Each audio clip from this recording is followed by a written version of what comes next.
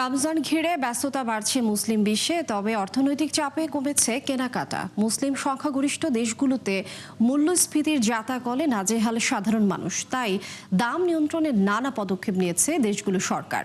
নাদিয়া ইসলাম তুলি রিপোর্টে বিস্তারিত।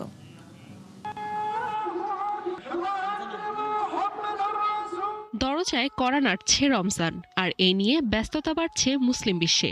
এরই মধ্যে কেনাকাটার প্রস্তুতি সারছেন বিশ্বের সবচেয়ে জনবহুল মুসলিম দেশ ইন্দোনেশিয়ার সাধারণ মানুষ।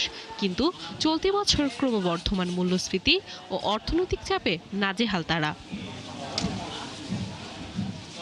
জানুয়ারিতে দেশটিতে মূল্যস্ফীতির হার বেড়ে দাঁড়িয়েছে ৩.৫৫%, যা আগের মাসে ছিল ২.৯২%। প্রতি বছর রমজান ঘিরে দেশটিতে মাংসের চাহিদা বাড়লেও এবার সে হার নেমেছে অর্ধেকে। আমরা আগে দিনে ১০০ কেজি পর্যন্ত মাংস বিক্রি করতাম, কিন্তু এখন সর্বোচ্চ ৫০ কেজি বিক্রি করছি। দাম বেশি হওয়ায় মানুষের ক্রয় ক্ষমতা কমেছে, আর তাই বাজারে ক্রেতা কম। একই অবস্থা আরেক মুসলিম দেশ পাকিস্তানেও। বাজারে ভিড় বাড়লেও খাদ্যপণ্যের মূল্য বৃদ্ধিতে নাজেহাল সাধারণ। মূলত দুর্বল রুপির মান, জ্বালানির মূল্য বৃদ্ধি আর IMF সমর্থিত অর্থনৈতিক সংস্কারে বাড়ে খাদ্যপণ্যের দাম।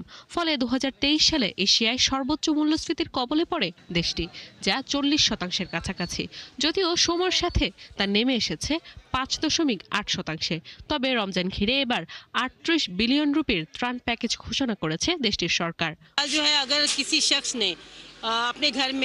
গত বছর রমজানের প্রয়োজনীয় বেসন, ডাল, রান্নার তেল এবং অন্যান্য জিনিস মানুষ 10 কেজি করে কিনত, কিন্তু এখন পণ্যের দাম বাড়ায় মাত্র ৫ কেজি কিনতে বাধ্য হচ্ছে।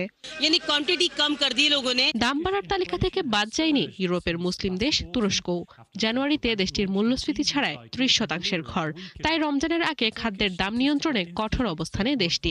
সরবরাহ চাহিদার ভারসাম্য বজায় রাখতে মুরগির মাংস রপ্তানি বন্ধ রেখেছে আঙ্কারা। এদিকে রমজানের বাজার নিয়ন্ত্রণে কঠোর পদক্ষেপ নিয়েছে সংযুক্ত আরব আমিরাতও। অনুমোদন ছাড়া দাম বাড়ানো যাবে না ৯টি খাদ্যপণ্যের। এছাড়া অযৌক্তিক মূল্যবৃদ্ধি রোধে পরিদর্শন করবে ৪২০টি বাজার, এমন উদ্যোগ সরকারের। নাদিয়া ইসলাম তুলি, ৭১।